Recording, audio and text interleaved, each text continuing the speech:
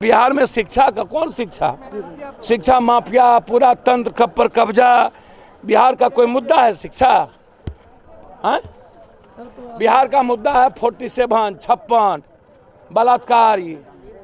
बिहार का मुद्दा rapist Bihar, murderer Bihar, बेईमान बिहार, नफरत बिहार, ऐसा क्यों लगा? ढुको बिहार, लूटो बिहार।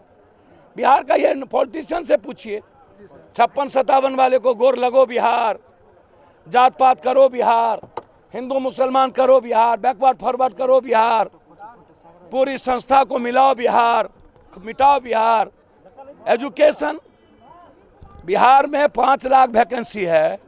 बिहार में 1.5% फैक्ट्री है, जहां 40% सिर्फ पटना में है। अब 20 जिले में कुछ नहीं है। बिहार के बारे में गहरी चिंता किसकी है जनाब? बिहार के बच्चे, बिहार के स्किल रोजगार को बाहर जा रहा है। बिहार के बच्चे आत्महत्या करने पर मजबूर हैं। जेब में 100 रुपया नहीं है, लेकिन 56, 47, 74 वाले का वाहवाही है। सरकार तो कह रही है कि इन सब चीज़ों को दिया जा रहा है, मुहैया कराया जा रहा है। तो भैया आप देखिए ना, कहाँ अब नेट पर सब कुछ है, सरकार कर रही है। क्या समझाए आप लवर बॉय सबको? आप लोग तो उल्टा पुल्टा काम करते हैं। सरकार कर रही है तो 5 लाख वैकेंसी नेट पर गड़बड़ है। नियोजित, संविदा, डीएड, बीएड, ये जो मजदूर फिर पलायन कर रहे हैं 30 लाख। ये जो सभी जगह लाठी चल रही है, दरोगा बहाली, सिपाही बहाली, डॉक्टर बहाली, बीएड को बहाली, अमीन बहाली, सब मार खा रहा है। ये जो सारे बच्चे सड़कों पर हैं, मतलब वो बाहर का बच्चा है। कभी सुने वर्चुअल रैली में सुने नौकरी पर, रोजगार पर, नीट के एग्जाम पर, एनडीए के एग्जाम पर, बच्चों के लाइफ पर, बच्चों के स्कूल पे, बच्चों के कॉलेज पे, बच्चों के नियमित पे कभी आपने चर्चा सुना? आपने सुना चर्चा? क्या बोलते रहते हैं सर? तो ये नीट वगैरह वाला एग्जाम स्थगित न करने का क्या कारण लगता है? भैया माफिया से पैसा लिए हुए हैं नरेंद्र मोदी जी। पूरा भारत सरकार अरबों खरबों रुपया, माफिया चाहता है एग्जाम हो जाए और उसके बाद अपनी मनमानी करे। माफिया का इन्वॉल्वेशन है नीट के एग्जाम में। नहीं तो हमारे बच्चों को पूरा का पूरा देश का सीएम चिट्ठी लिख रहा है और उसके बाद मेरे बच्चों को मार रहे हो। अभी जो तुम एग्जाम ले रहे हो एसएससी का, जिसमें 600-500 किलोमीटर बेटी को जबरदस्ती भेज रहे हो। हमारी बेटी 500 किलोमीटर जाएगी एसएससी का एग्जाम देने। ये कितना गंदा आदमी है ये लोग। हमारे बच्चों को पागल हो जाना चाहिए इसके खिलाफ। तुम जिले के बगल में दोगे ना कि 400 किलोमीटर भेज दोगे एसएससी का बेटी का एग्जाम देने के लिए? ना बस चलता, ना कोई चीज चलता, ना होटल का खुला हुआ है। इतना गंदा गवर्नमेंट है ये। सर राजनीति ट्विटर पे आके सिमट गई है, इस पे क्या कहेंगे सर? जमीनी स्तर पे राजनीति नहीं देखना सर, राजनीति जमीनी स्तर पे कम दिखती है सर, ट्विटर पे आके सिमट गया है। भैया ये आप लोग तय करिए। बिहार की जनता सपना देखना नहीं चाहती है। सपना देखे और अपनी जिंदगी जीना चाहे।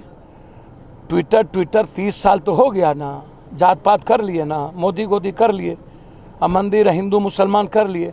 एक बार बिहार और बिहारी करिए ना, सबको औकात पे आ जाएगी। 30 साल बनाम 3 साल करिए ना। 3 साल में एशिया का नंबर 1 बिहार नहीं होगा तो हम राजनीति छोड़ देंगे। एक भी बच्चे रोड पे नहीं रहेंगे।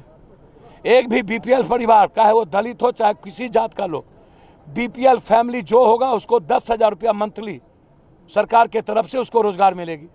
आप तैयार होइए ना सर। अभी यहाँ पे क्या कुछ हुआ है सर? तो मैंने बोल दिया सर। मूल अंक पत्र एवं प्रमाण पत्र के निर्गत हेतु आमरण अनशन पे पिछले 8 तारीख से यहाँ पे लोग बैठे हुए हैं। उनसे बात करेंगे क्या कुछ इस विषय में हुआ है। और आज इस क्रम में पप्पू यादव भी पहुँचे थे इनसे मिलने। भैया क्या नाम हुआ पहले? मेरा नाम अरविंद कुमार हुआ। क्या हम यहाँ पे मसला क्या है? हम लोगों का मसला यह है कि हम लोगों ने DDE BRA यूनिवर्सिटी से हम लोग 2014-16 में नामांकित हुए बीएड करने के लिए। हम लोगों का दोनों सत्र का एग्ज़ाम जो है 14 से 15, 15 से 16 बिल्कुल टाइम टू टाइम हुआ और उसका जो रिज़ल्ट आया आपको 7 फरवरी 2017 को। लेकिन अभी तक हम लोगों को मूल अंक प्रमाण पत्र और प्रमाण पत्र नहीं दिया गया है यूनिवर्सिटी के द्वारा, जिसके वजह में आज हम सभी शिक्षक रोड पर आने वाले हैं। क्योंकि यह सरकार का गाइडलाइन है कि 31 मार्च 2019 से पहले जो भी लोग ट्रेंड नहीं है और कहीं ना कहीं शिक्षक हैं, उनको नौकरी स्वतः छोड़ देनी होगी। साथ ही साथ 15 से 17 सत्र में कुछ करीब 500 बच्चे हम लोग 3 सत्र के स्टूडेंट से 5-5 मतलब 1500, और दूसरे सत्र जो 15-17 में एडमिशन्स हुआ उनका एक सत्र का एग्ज़ाम हुआ और दूसरा सत्र का अभी तक एग्ज़ाम भी नहीं हुआ है। और 16-18 वाले सत्र का तो बिल्कुल एडमिशन्स के बाद कुछ उन पर ध्यान ही नहीं दिया गया। और आज ये कंडीशंस हम लोगों को बना हुआ कि अभी छठे चरण के शिक्षक बहाली में इस अटेस्टेड कॉपी पर जो कि ऑनलाइन निकाला गया है अंक पत्र, उसको देखते हुए सभी नियोजन इकाइयाँ इसको बिल्कुल फर्जी करार देते हुए मान्य करते हुए हम लोगों को रिजेक्टेड लिस्ट में नाम डाल दिया, जबकि हम लोग हर जगह काउंसलिंग के बाद नंबर 1 पर थे।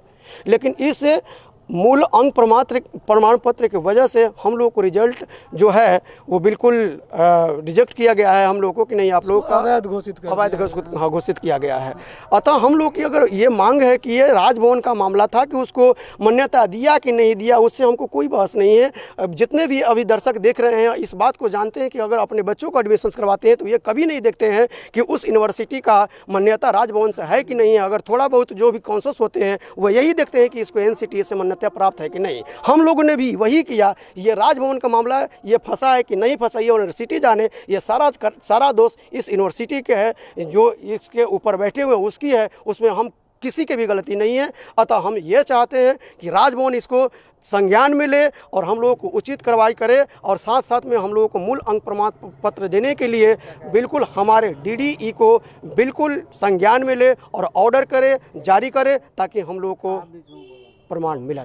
कितने दिनों से आप लोग हम लोग का ये आज 5 दिनों से लगातार अनशन जारी है। यह समस्या तो 2014 से है। 2014 से जब सभी शिक्षकों ने एडमिशन लिया उसी समय से यह समस्या कहीं ना कहीं छुपा करके यूनिवर्सिटी के द्वारा रखा गया था। यूनिवर्सिटी का काम था कि वह NCT से मान्यता ले और फिर राजभवन से उसका अनुमति प्राप्त करे, उसके बाद एडमिशन ले। लेकिन यूनिवर्सिटी ने कहीं ना कहीं जालसाजी चालबाजी किया है शिक्षकों के साथ। जो प्रशिक्षु शिक्षक हैं यहाँ प्रशिक्षण प्राप्त कर रहे थे, उन्हें इस बात पे पूरे अंधेरे में रखा गया कि राज्यपाल से अनुमति ली गई है या नहीं ली गई है। 8 तारीख से आप अनशन पे हैं, कोई मिलने आए किसी तरीके का कोई आश्वासन? अभी यूनिवर्सिटी के माध्यम से जो भी लोग आते हैं वे प्रयास कर रहे हैं कि इस आंदोलन को किसी तरीके से ख़त्म करवाया जाए। इस मुद्दे को कैसे ख़त्म कराया जाए, यह प्रॉब्लम जो है उसको सॉर्ट आउट कैसे कराया जाए, इस पर अभी तक ध्यान नहीं दिया जा रहा है। केवल यूनिवर्सिटी प्रशासन का ध्यान केंद्रित है कि किस प्रकार से इस आंदोलन को स्थगित कराया। क्या लगता है आप कब तक रहेंगे यहाँ पे? सर, इस बार रोजी रोटी का सवाल है। सभी शिक्षक, बहुत सारे शिक्षक जिनका वेतन रोक दिया गया है, बहुत सारे शिक्षक ऐसे हैं जिनका बर्खास्तगी का लेटर निकलने वाला है, कुछ का निकल चुका है। ऐसी परिस्थिति में जब आदमी के पेट पर चोट मारा जाता है उस समय आदमी को जीने मरने की स्थिति हो जाती है। ऐसे भी बच्चे और जो शिक्षक हैं उनके बच्चे भूखे मरेंगे, उससे अच्छा है जो संघर्ष करते हुए मर जाए। आप लोग के समर्थन में पप्पू यादव जी आए थे, तो क्या कुछ उनसे बात हुई, क्या कुछ उन्होंने कहा? पप्पू यादव जी यहाँ आए, हम लोगों का हौसला अफजाई करने का काम उन्होंने किया और उन्होंने आश्वासन दिया है कि हम लोग आपकी लड़ाई को लड़ेंगे। राज्यपाल महोदय से भी हम बात करेंगे इस मुद्दे पर और कोशिश करेंगे, प्रयास करेंगे हम कि आप लोगों का समस्या का निदान निकले। अच्छा, वहाँ पे जो लोग लेटे हुए हैं उनको देखने के लिए कोई आया कि नहीं? बिल्कुल, अभी यूनिवर्सिटी की तरफ से कोई नहीं आया। यूनिवर्सिटी की तरफ से कोई नहीं आया। हम लोग खुद उनका देखरेख कर रहे हैं, ट्रीटमेंट कर रहे हैं। काफ़ी उनकी जो हालात है वो काफ़ी दयनीय है। मतलब देखा जाए सर, यहाँ धरना का कार्यक्रम शुरू करने के पहले नियमानुकूल जिला पदाधिकारी DM साहब को ज्ञापन दिया गया और उसके बाद ये कार्यक्रम शुरू हुआ। अब पता नहीं आज तक कोई मजिस्ट्रेट भी बहाल है कि नहीं, ना कोई डॉक्टर की टीम आई देखने, कोई सुध नहीं ले रहा है। अभी तक कोई यहाँ कोई नहीं आया। अब हम लोगों को ये भी पता नहीं है कि प्रशासन के द्वारा नियम यह है कि जब कोई ज्ञापन आता है, कोई कार्यक्रम अनशन शुरू होता है तो उसके लिए एक मजिस्ट्रेट बहाल होता है और मजिस्ट्रेट को यहाँ 24 घंटा रहना है और रोज़ रिपोर्टिंग करना है। लेकिन आज तक 5 दिन हो गया, न कोई मेडिकल की टीम यहाँ आई है, न कोई मजिस्ट्रेट आए हैं और हम लोगों को मरने के लिए भगवान के भरोसे छोड़ दिया गया। क्या हालत है? इनकी हालत नाजुक है। इनके साथ एक महिला थी, वो भी अनशन पे बैठी थी, सविता कुमारी जिनका नाम था। इनका राकेश कुमार डॉक्टर राकेश कुमार गिरी इनका नाम है। सविता जी 2 दिन अनशन स्थल पर रही, उनकी तबीयत बहुत नाजुक हो गई।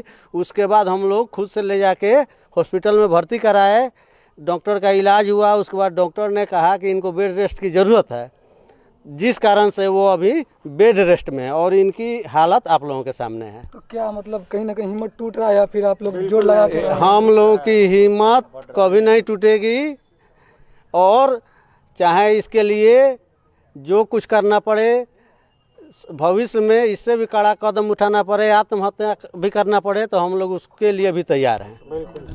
देखें किस तरीके से अपने मांगों को लेकर अनशन पे हैं और जहां तक इनको जाना पड़ेगा, जिस तरीके का आंदोलन करना पड़ेगा ये करेंगे।